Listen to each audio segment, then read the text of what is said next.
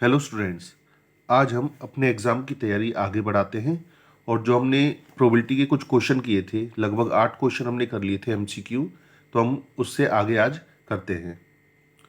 तो देखते हैं, 9th क्वेश्चन में हमारे पास लिखा हुआ है ए बैग कंटेन्स 5 ब्लैक। तो हमारे पास 9th क्वेश्चन में ये लिखा हुआ है 5 ब्लैक बॉल है, 4 वाइट बॉल है, 3 रेड बॉल्स है।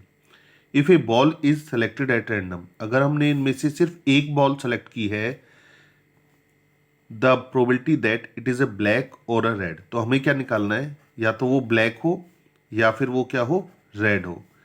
जब भी हमारे पास प्रोबेबिलिटी में और आता है तो हम किस सिंबल का यूज करते हैं, प्लस। और अगर आता है एंड तो हम यूज करते हैं मल्टीप्लाई का सिंबल। तो यहाँ पर क्योंकि हमसे क्वेश्चन में क्या पूछा है, और के लिए हम क्या यूज करेंगे, प्लस। तो यहाँ पर हम निकालते हैं ब्लैक की प्रोबेबिलिटी। तो ब्लैक बॉल हमारे पास कितनी है, 5, और टोटल बॉल्स कितनी है, ये हो गई हमारे पास 12, प्लस रेड बॉल्स हमारे पास कितनी है, रेड बॉल्स हमारे पास है 3, और टोटल बॉल्स है हमारे पास 12। अगर हम इसे सॉल्व करते हैं तो इसका एलसीएम आ जाएगा 12, और ऊपर हो जाएगा 5+3, और 5+3 हो जाता है 8। तो ये आंसर आ गया 8/12। अगर हम इसको सॉल्व करें, 4 से इसको कैंसिल आउट कर दें, 4 2 8 और 4 3 12, तो हमारे पास आंसर आ जाएगा 2/3, जो कि इसका ऑप्शन डी है। अब क्वेश्चन नंबर 10 देखते हैं हम। यहाँ पर लिखा हुआ है कि प्रोबेबिलिटी ऑफ ए हमें गिवन है, तो हमने लिख दी प्रोबेबिलिटी ऑफ ए। ये गिवन है 0.25।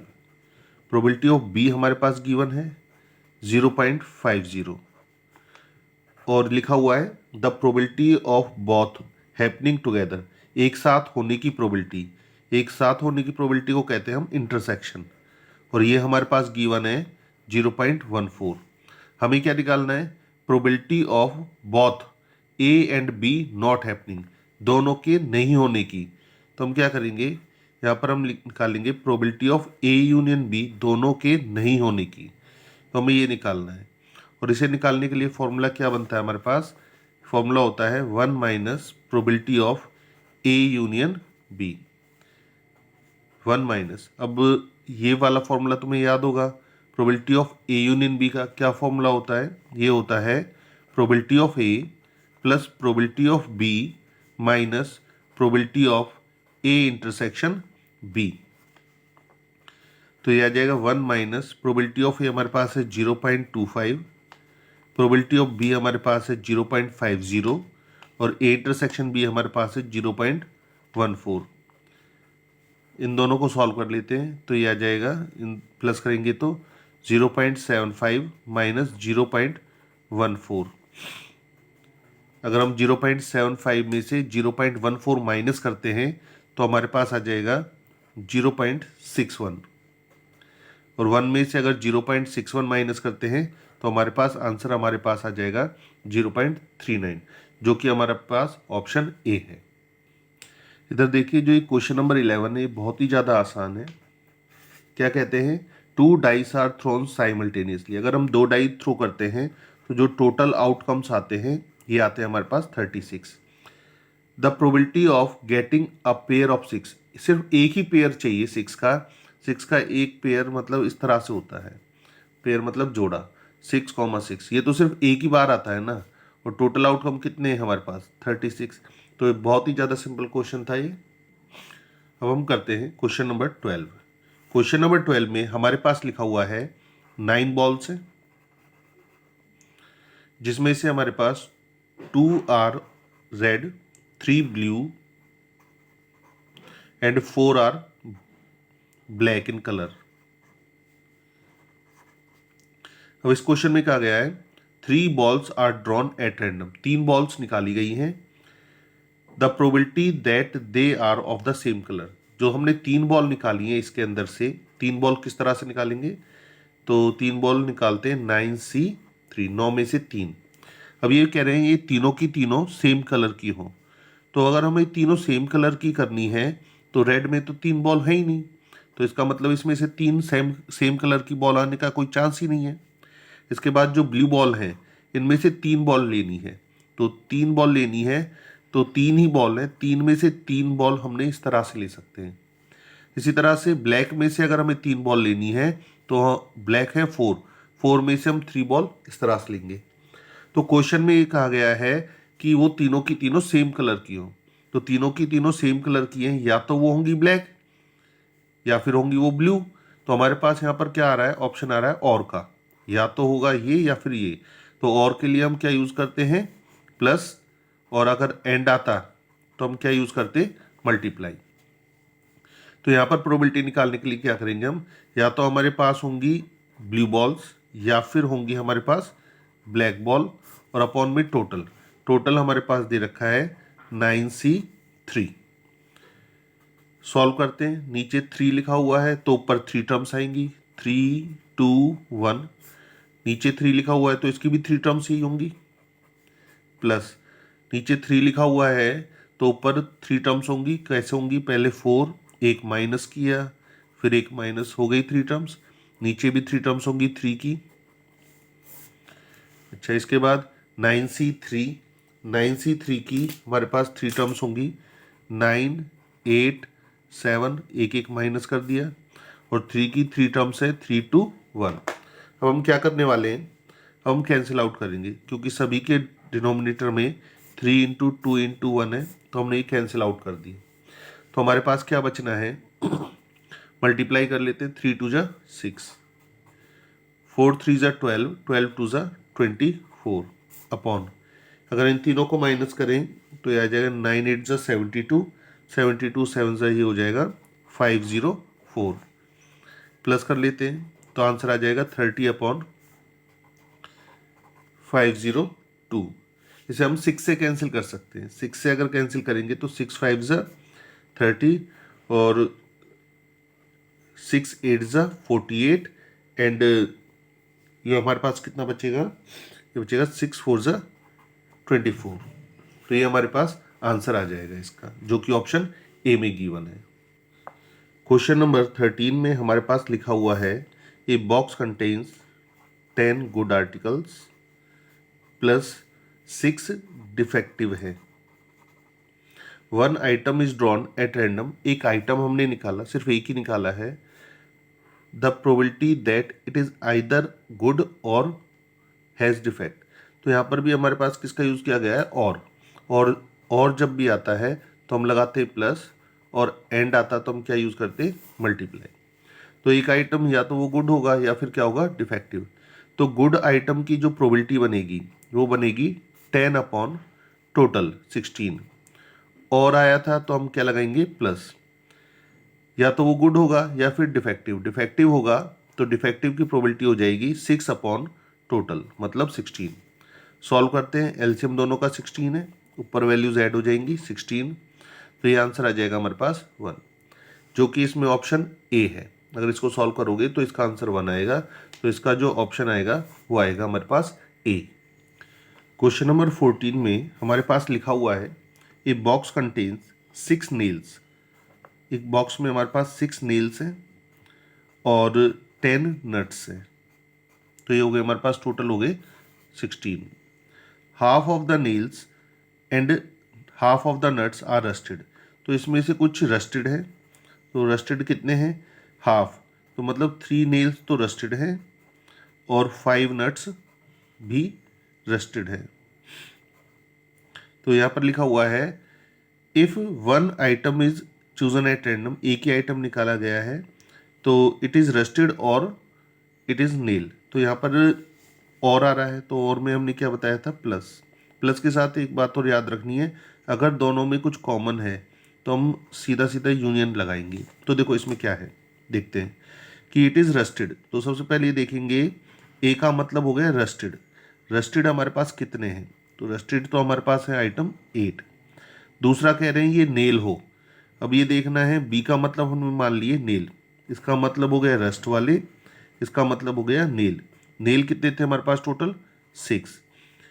इसके बाद हमें निकालना होगा इन दोनों का इंटरसेक्शन।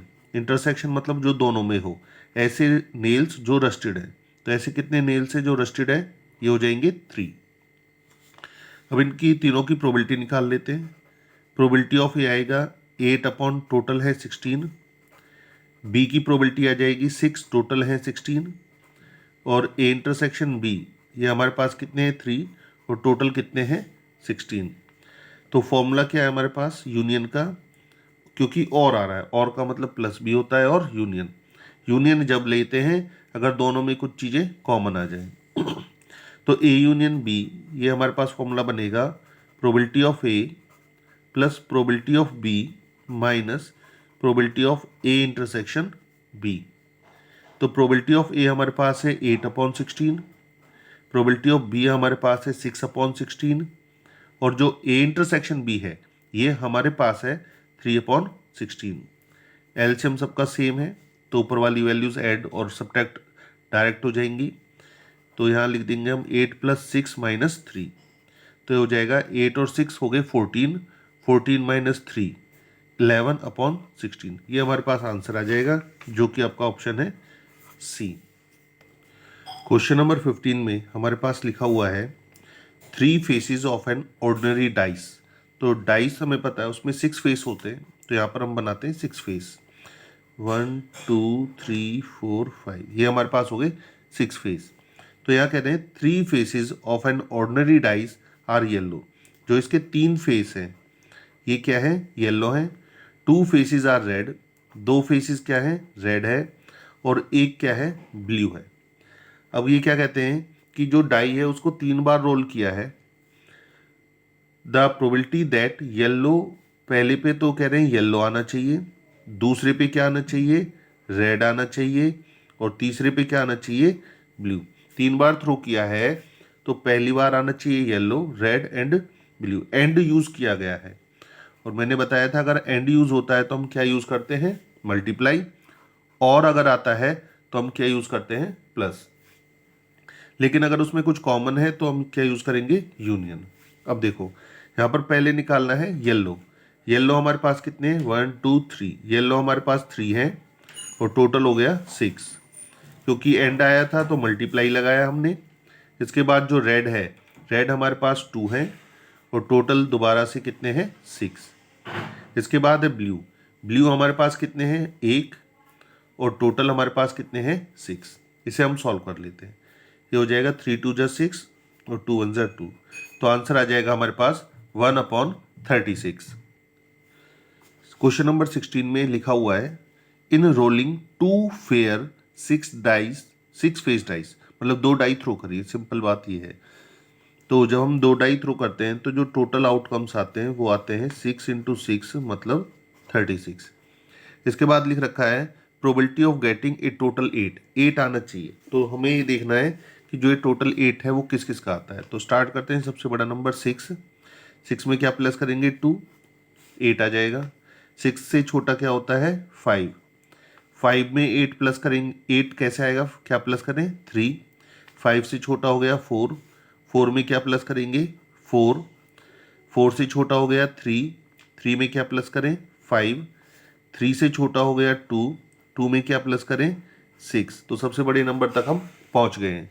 अब इसके बाद कोई ऑप्शन नहीं आएंगे, तो ये ऑप्शन हमारे पास हो गए 1 2 3 4 5 ऑप्शन हैं और टोटल हमारे पास कितने हैं 36। तो हमारे पास जो आंसर आएगा वो आ जाएगा सी ऑप्शन। क्वेश्चन नंबर 17 में हमारे पास लिखा हुआ है probability of A, probability of A intersection B और probability of A by B. तो इसकी तो हमें प्रोबेबिलिटी का फॉर्मूला पता है, probability of A by B ये हमारे पास दे रखा है 1/3। तो इसका जो फॉर्मूला होता है वो होता है probability of A intersection B upon probability of B is equal to 1/3। अभी देखते हैं इसमें से क्या वैल्यू गिवन है हमारे पास। तो हमारे पास इंटरसेक्शन दिया हुआ है और निकालना है प्रोबेबिलिटी ऑफ बी, तो हम कर देते हैं क्रॉस मल्टीप्लाई। 3 मल्टीप्लाई हो जाएगा इधर probability of A intersection B is equal to probability of B. तो यहाँ आ जाएगा 3 × ए इंटरसेक्शन बी कितना है हमारे पास 1/10। तो सॉल्व करते हैं तो सिंपल सा है 3/10 हमारे पास आंसर आ जाएगा। ये हो गई हमारे पास probability of B. Question number 18 बहुत ही ज़्यादा आसान क्वेश्चन है। इधर हमें निकालना है probability of A by B. तो इसके लिए तो सिंपल सा फॉर्मूला होता है probability of A intersection B upon probability of B. ये देखो ये 3 बार पेपर में आया हुआ क्वेश्चन है। तो यहाँ पर हम लिख सकते हैं इसको, ए इंटरसेक्शन बी हमारे पास है 4/13 और प्रोबेबिलिटी ऑफ बी हमारे पास है 9/13। बहुत ही आसान क्वेश्चन आते हैं। तो ये हो गया 4/9। अब देखते हैं क्वेश्चन नंबर 19। तो इसमें भी हमें कुछ इसी तरह से निकालना है। 19th क्वेश्चन में 19th हमें निकालना है प्रोबेबिलिटी ऑफ एफ बाय ई। तो इसका जो फॉर्मूला है वो सिंपल है, प्रोबेबिलिटी ऑफ दोनों का तो इंटरसेक्शन, यहाँ पर अपॉन में क्या लिखा हुआ है ई, तो ये हो जाएगा प्रोबेबिलिटी ऑफ ई। तो ये वैल्यूज हमारे पास है 0.2 और प्रोबेबिलिटी ऑफ ई हमारे पास है 0.3। पॉइंट से पॉइंट कैंसिल करेंगे तो ये आ जाएगा 2/3। इसके बाद हम जाते हैं नेक्स्ट क्वेश्चन पर, क्वेश्चन नंबर 20। इसमें लिखा हुआ है क्या निकालना है, probability of E by F. तो इसके लिए भी फॉर्मूला है same to same, E intersection F, इसमें अपॉन में एफ है तो ये हो जाएगा प्रोबेबिलिटी ऑफ एफ। ई की ये कह रहे हैं ई इंटरसेक्शन एफ, तो ई और एफ में क्या कॉमन है, तो इसमें तो सिर्फ एक ही नंबर कॉमन है, वो है 6, एक नंबर। और टोटल आउटकम कितने होते हैं, जब एक डाई थ्रो की जाती है, एक डाई थ्रो की जाती है तो टोटल आते हैं हमारे पास 6 अपॉन अपॉन में क्या है एफ में कितने एलिमेंट है, एफ में एलिमेंट है 2 और टोटल हमें पता है कितने होते हैं 6। तो 6 से 6 कैंसिल हो गया, हमारे पास आंसर आ जाएगा 1/6।